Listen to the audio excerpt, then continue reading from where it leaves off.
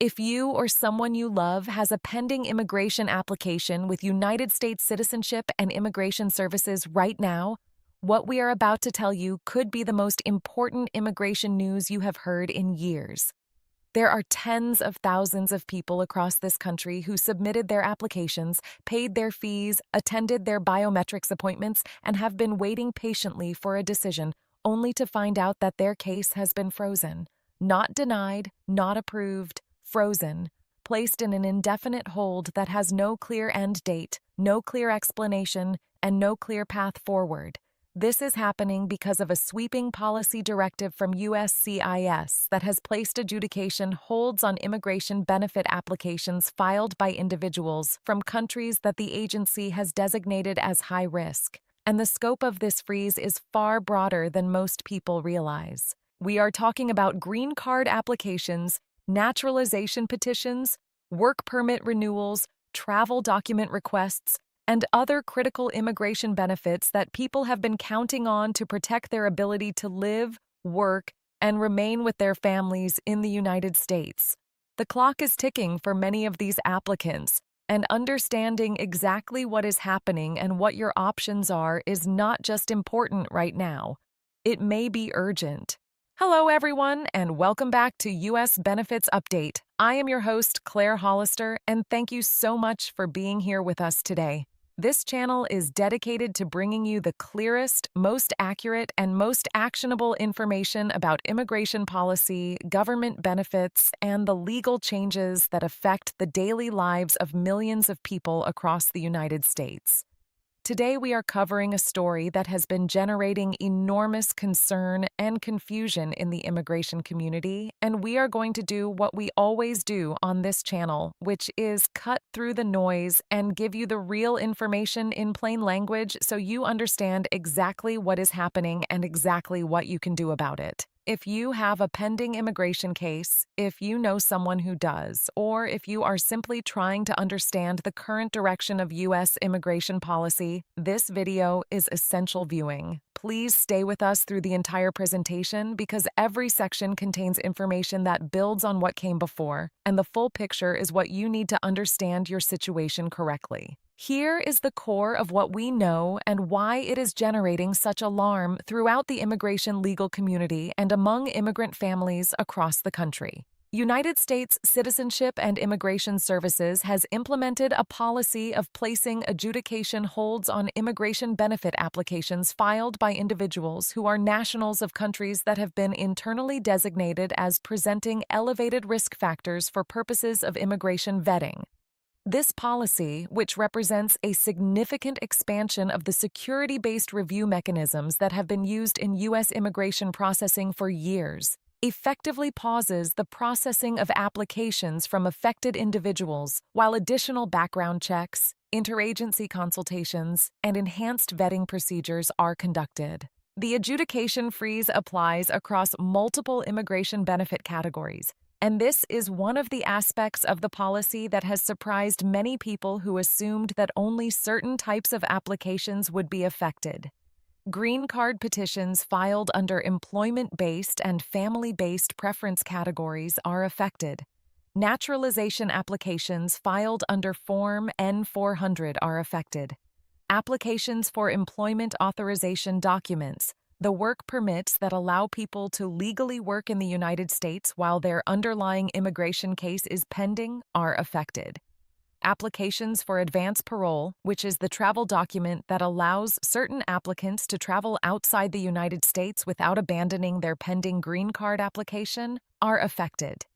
Even certain visa petition categories are caught within the scope of this hold. The breadth of the freeze means that for affected applicants, virtually every step in their immigration journey that requires an affirmative decision from USCIS is potentially on pause. USCIS has not published a comprehensive public list of the countries designated as high risk for purposes of this freeze, which has itself become a significant source of frustration and anxiety among applicants and their legal representatives. Immigration attorneys across the country have been piecing together the picture from the experience of their own caseloads, from unofficial communications with USCIS officers, and from information shared across professional networks. From what has been established through this collective intelligence gathering, the list of affected countries includes nations in the Middle East, parts of Africa, portions of Central and South Asia, and other regions that the current administration has identified as presenting challenges in terms of information sharing, security vetting, and background check reliability. The fact that this list is not publicly confirmed means that applicants from many countries are operating in a state of genuine uncertainty about whether their case is subject to the hold. To understand how we arrived at this point and why the current administration has the authority to implement a freeze of this nature, we need to look at the broader context of immigration enforcement priorities and the legal framework that governs USCIS's adjudication responsibilities. The history here is important because it explains both why this is happening and why challenging it is legally complex. United States immigration law gives the executive branch, and specifically the Department of Homeland Security, very broad discretionary authority over the adjudication of immigration benefits. This discretionary authority has been interpreted by successive administrations to include the ability to pause, slow, or suspend the processing of certain categories of applications for national security or public safety reasons without being required to adjudicate each case on its merits. The legal basis for this kind of across-the-board administrative hold is rooted in a combination of statutory provisions in the Immigration and Nationality Act, executive branch authority over national security matters, and the inherent administrative discretion that agencies have over their own processing priorities and procedures. The current administration came into office with a stated commitment to dramatically tightening immigration vetting procedures and increasing the scrutiny applied to applicants from countries that it views as presenting elevated security risks. This philosophy has manifested in multiple ways across the immigration system, including expanded use of requests for evidence in pending applications, longer interview requirements for cases that previously would have been decided on the paper record alone, and the adjudication holds that we are discussing today. The freeze on applications from high-risk countries is best understood not as a standalone policy, but as one component of a broader effort to reorient the immigration adjudication system toward a more security-centric model. The precedent for using immigration vetting holds in this manner draws on practices that have been employed in various forms by multiple previous administrations, most notably in the period following the September 11, 2001 terrorist attacks when sweeping security reviews were applied to immigration applications across a range of nationalities and categories. What is different about the current moment is the scale of the holds, the breadth of the benefit categories affected, and the lack of transparency about both the criteria used to designate countries as high risk and the procedures being used to resolve the holds and move cases to adjudication. Immigration attorneys who have been through the post-9/11 security hold era have noted that while the current situation has some structural similarities to that period, the combination of factors at play today creates unique challenges for applicants and their representatives. The specific mechanism being used in the current freeze involves a designation within USCIS's internal case management systems that flags applications from affected countries for an administrative hold before they reach the final adjudication stage. This means that an applicant might receive a biometrics appointment notice, might receive a request for evidence and submit a response, might even receive a notice that their case is ready for a final decision, and then find that nothing further happens because their case has hit the hold flag. From the applicant's perspective, the experience is one of a case that appears to be progressing normally and then simply stops, often without any explanation or notice from the agency that a hold has been placed. Let us now talk specifically about who is affected by this freeze and what the scope of impact looks like across different communities and different immigration benefit categories. Understanding who is in the affected population is the first step toward understanding what options exist and what strategies might be available to individual applicants. The primary affected population consists of nationals of the countries designated as high risk who have pending immigration benefit applications with USCIS.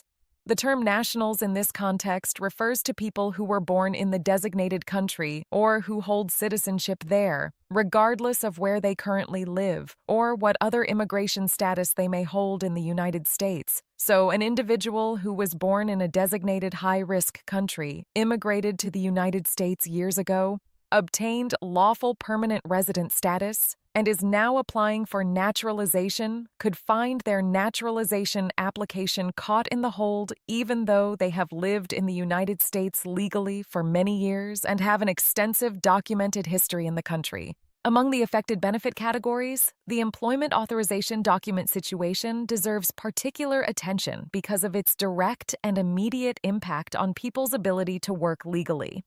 Many categories of immigration applicants are authorized to work in the United States while their underlying application is pending, but that work authorization is contingent on having a valid EAD card. EAD cards have expiration dates, and applicants must file renewal applications before their current card expires to maintain continuous work authorization.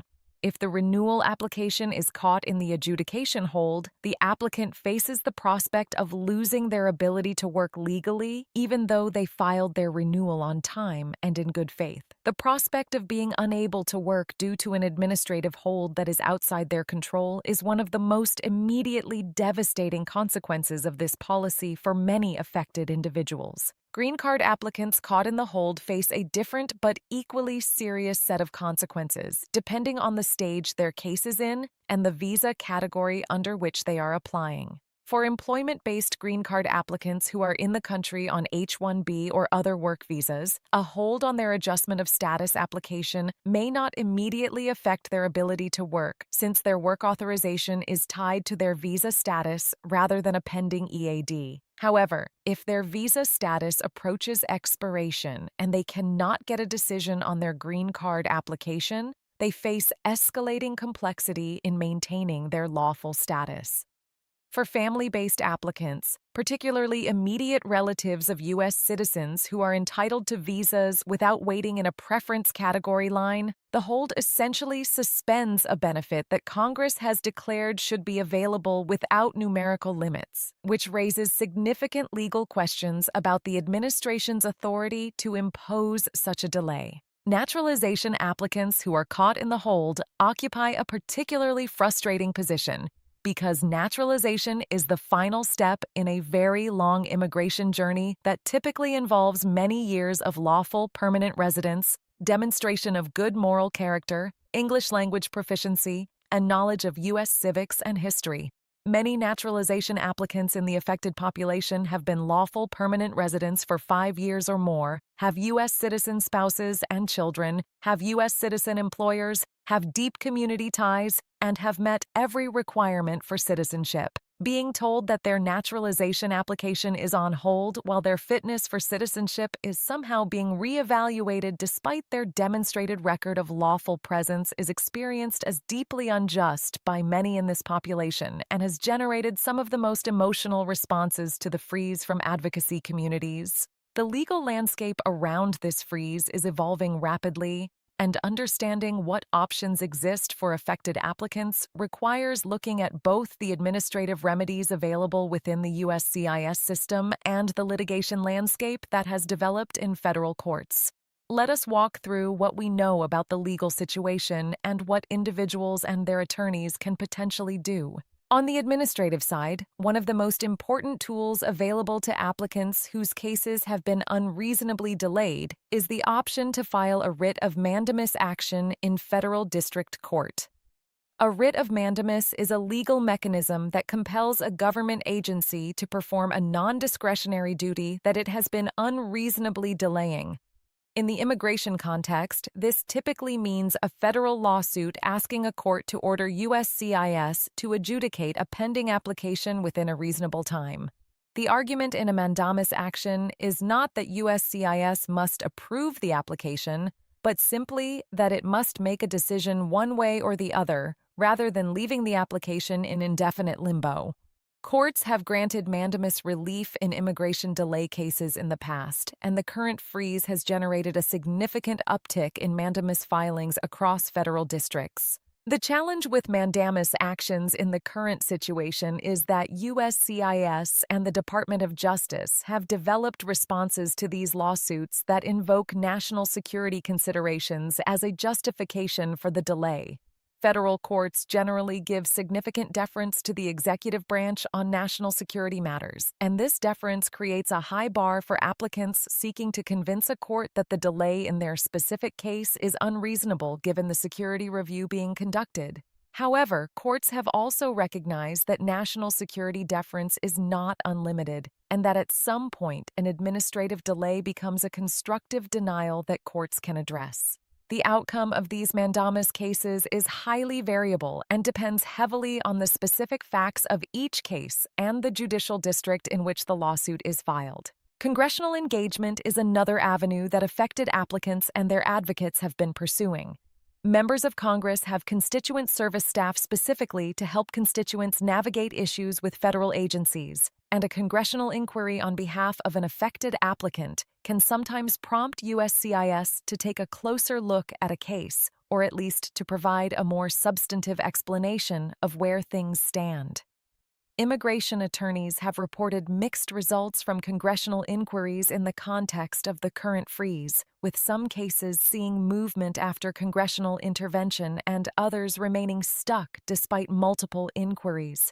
The effectiveness of congressional outreach tends to depend on the specific congressional office, the nature of the case, and whether the member has established relationships with USCIS leadership. The timeline picture for applicants caught in this freeze is one of the most difficult aspects of the situation to address clearly, because the honest answer is that there is no clear timeline.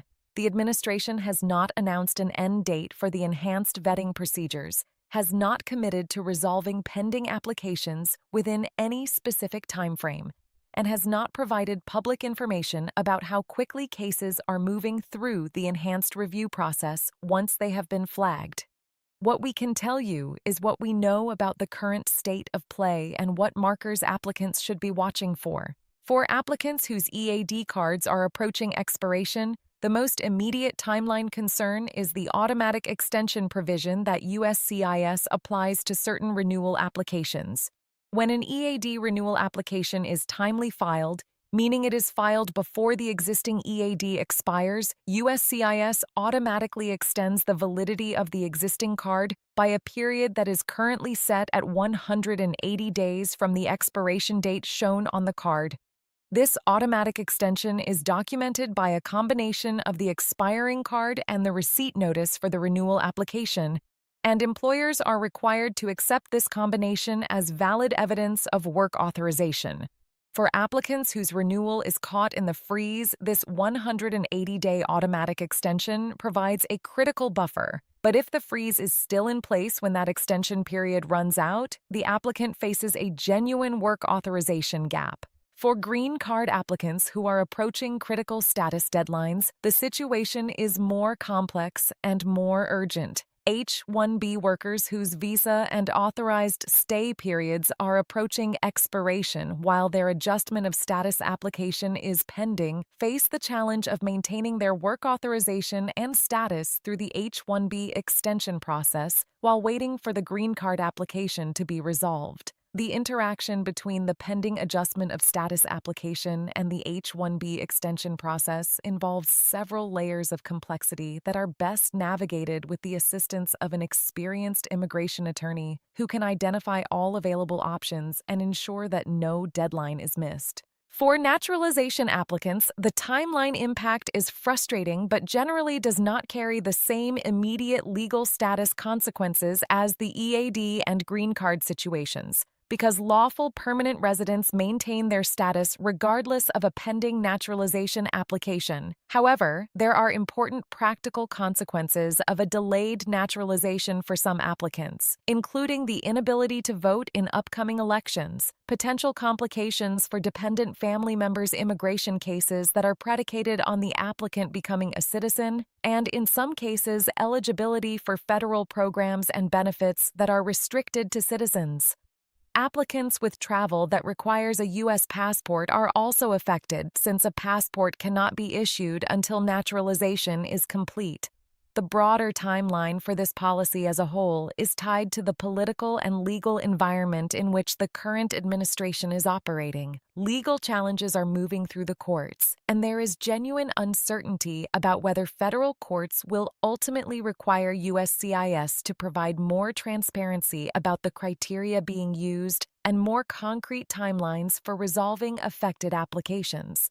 Advocacy organizations are monitoring the situation closely and updating their guidance regularly, and we will continue to track this story and provide updates as the situation develops. The legal and policy expert community has been highly engaged with this issue since the freeze became widely recognized, and the perspectives they are offering provide important context for understanding both the legitimacy of the policy and the arguments against it. We want to give you a fair and comprehensive picture of what experts across the spectrum are saying. Immigration attorneys who specialize in national security and immigration law have pointed out that the administration does have legitimate legal authority to implement enhanced vetting procedures for applicants from countries that present genuine challenges in terms of background check reliability. They note that the Immigration and Nationality Act gives the executive branch broad discretion over how immigration benefits are adjudicated, and that the use of administrative holds for security review purposes has legal precedent going back decades. These attorneys emphasize that the question of whether the administration has the authority to implement this freeze is largely answered in the affirmative by existing law, and that the more productive legal challenges focus on the procedural aspects of how the freeze is being implemented rather than the existence of enhanced vetting as a concept. Civil liberties organizations and immigration advocacy groups have taken a different view, arguing that the breadth of the freeze, the lack of transparency about the criteria being used, and the absence of any individualized assessment of risk in the decision to freeze any particular applicant's case raises serious due process concerns.